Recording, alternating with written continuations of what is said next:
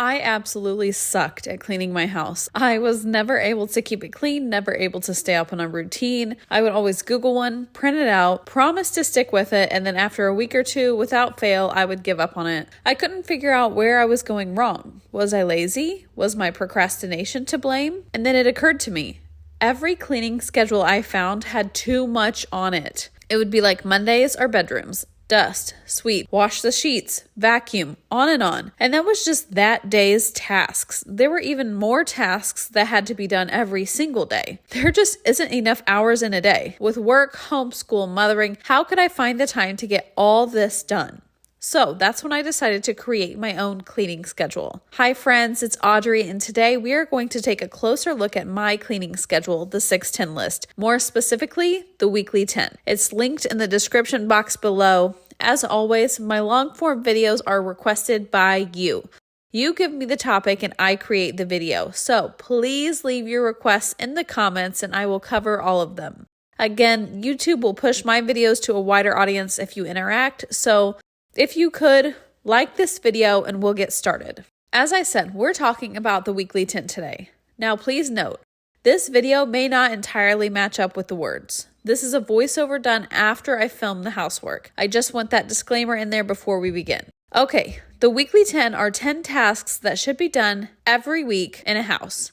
It's right below the daily 6 on my 610 list. I've pretty much covered the daily 6 in my video on how to shut down your house. So if you need help with the daily 6, check that one out. Now you might be thinking there's way more than just 10 tasks that need doing in your home every week. And sure, you may be right, but in every house there's trade-offs. I've talked about this before over on my membership page, but you see, life is busy. If it's not busy with work, it's busy with kids or volunteer responsibility or travel. Trade-offs are a necessary part of life. In order to maintain some semblance of order and calm, you have to be willing to make trade-offs.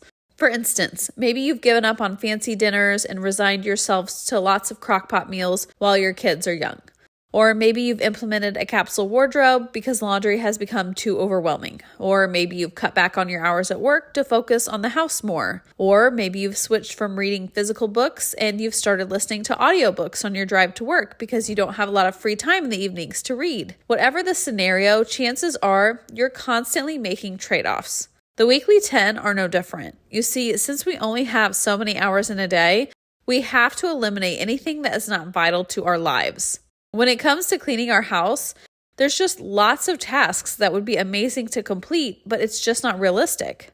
So when I created the weekly 10, I focused on the 10 most necessary tasks to keep your home running and to keep your house relatively clean. Now, as I say with all my advice, take it and apply it to your life however you see fit.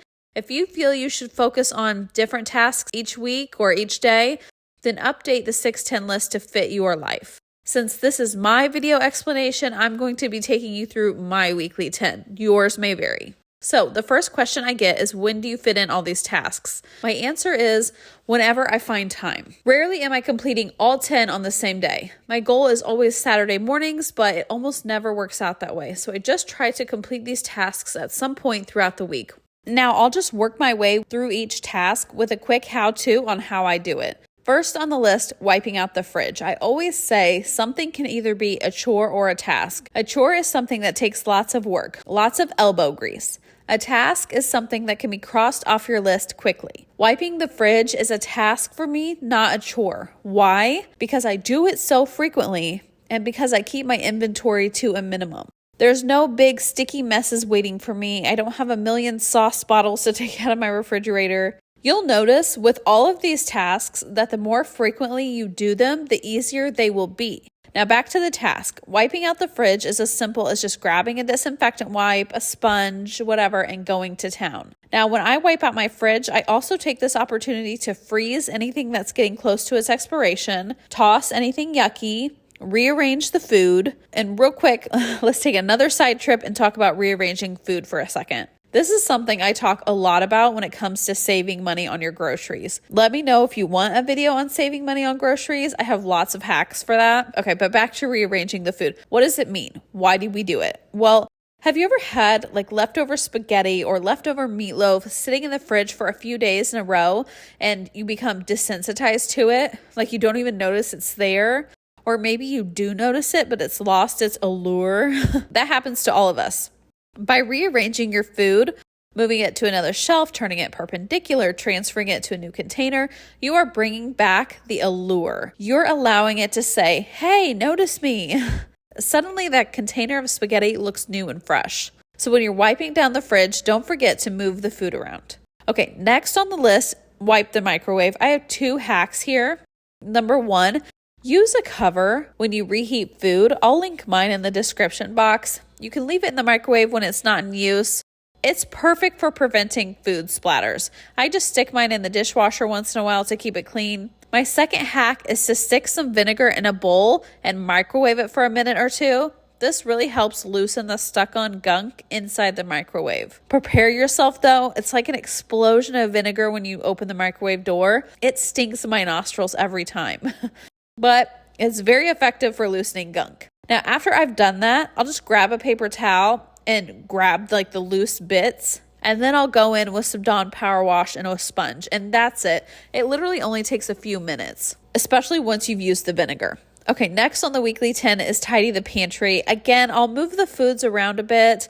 I'll take my hand vacuum and just, grab the crumbs. I'll link the one that I use in the description box, but it's super quick. I don't pull everything out. I don't think that's necessary at all. All right, next up, mop the floors. This one is super easy. I use my Tineco Vac Mop. Again, I'll put the link in the description. I even have a discount code going on right now for it. It's good until the 22nd, so definitely take advantage of that. But this thing vacuums while it mops, so it takes me no time to do my floors. I even run it across my rugs. I don't have a shot of it for this video because Luke mopped the floors this week because we alternate like who does what tasks between the family, and it wasn't on my list, so I just didn't film anyone doing it, but that's what we use. Number 5 on my list is to clean the bathrooms. Now, I don't clean my tubs and my showers weekly. I'm sorry, but it's just not going to happen. Everyone in our house uses shower caddies, so the shower stays relatively grime-free. I'll link the shower caddies that I use in the description box. So what do I focus on if I'm not cleaning the showers and the tubs? The toilets, floors, sinks, and countertops. That's it. You can use whatever cleaner. I always like to use some kind of cleaner that's like a disinfectant cleaner for the germs. And then this clean girl on Instagram sent me some bottles of her cleaning solution. So I used that because I had it. Okay, we're halfway done. If you're still with me, subscribe to my channel and leave a heart in the comments, and then I'll keep going. And I'd like to go ahead and apologize for my stuffy voice. I am really congested right now, and it's very hard for me to talk without having to take really deep breaths. So I'm sorry if I sound nasally, and I'm sorry if I'm doing a lot of heavy breathing. But okay, number 6 is clean sink drains. All you have to do here is run some hot water down the sink and then use vinegar and baking soda in there. You can close the drain if you want to while this reaction is happening to kind of increase its power. But then once it's done bubbling, just run some more hot water down the drain and that's it. It takes care of the smell and the gunk that builds up in your pipes. And I do this in the kitchen and the bathrooms both.